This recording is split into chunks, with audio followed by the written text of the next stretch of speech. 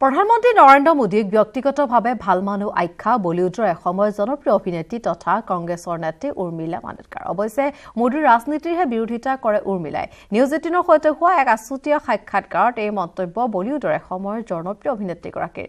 কংগ্ৰেছৰ টিকেটত মুম্বাইত প্ৰতিদ্বন্দ্বিতা কৰাৰ সম্ভাৱনা 45 বছৰীয়া অভিনেত্ৰীগৰাকীৰ। अलग अलग वजहों से लोग अलग अलग चीजें करते हैं, तो मैंने कांग्रेस पार्टी इसलिए ज्वाइन की है क्योंकि उनकी विचारधारा से मैं सहमत हूँ, या मैं ऐसे कहूँगी कि मेरी विचारधारा जिस पे मैं पली बड़ी। उर्मिला मातोंडकर ने कांग्रेस ज्वाइन कर ली है और जिस तरीके से कयास लगाए जा रहे हैं कि वो नॉर्थ मुंबई से कंटेस्ट करने जा रही हैं। हमारे साथ उर्मिला खुद हैं।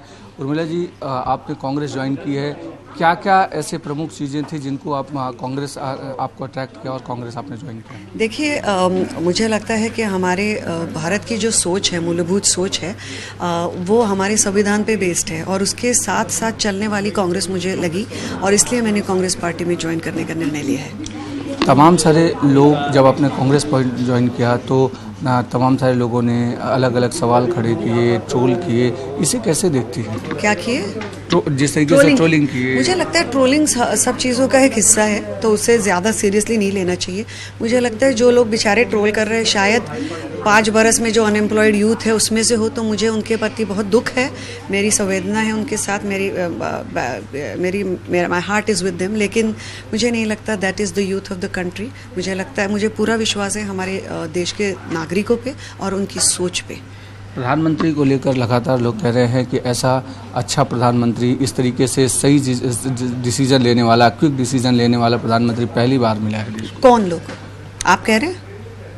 कौन लोग, कहाँ है वो? लोगों को जाइए, उनके इंटरव्यूज़ कीजिए और उनको पूछिए ऐसा उन्हें को लग रहा है। मैं तो नहीं कह रही, और ना मैंने आज सारे इंटरव्यूज़ में उनका नाम लिया है, ना मैंने उनके बारे में कोई मोदी बैशिंग की है, क्योंकि मुझे उनके प्रति रिस्पेक्ट है, सम्मान है व्यक्तिगत रूप पे, लेकिन उनकी राजनीति के मैं खिलाफ हूँ और उसकी कई वजह हैं और आज का इंटरव्यू उसके लिए थोड़ा छोटा है।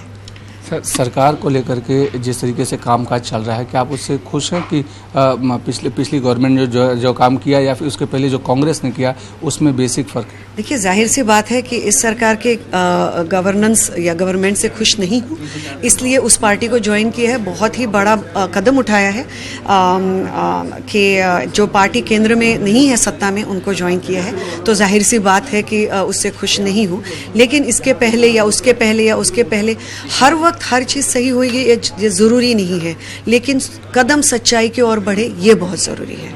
ना कि कदम पीछे चले जाएं, ना कि कदम ऐसी सोच पे चले जाएं जो हमारे समाज को पिछली ओर खींचे। जिस तरीके से स्टार्स, तमाम सारे स्टार्स बीजेपी ज्वाइन कर रहे हैं, तमाम सारे आपके कांग्रेस ज्वाइन करने पर कैसे देखती हैं कि लीग से हट करके, बॉलीवुड लीग से हट करके? मुझे लगता है मेरी व्यक्तिगत निष्ठा मेरे समाज के प्रति और मेरे देश के प्रति, मेरे लोगों के प्रति दिखाने का ये बहुत बड़ा पॉइंट है कि मैंने ये सोचकर किसी पार्टी को ज्वाइन नहीं किया है कि वो सत्ता में है या लोग उनके बारे में ये बोल रहे हैं।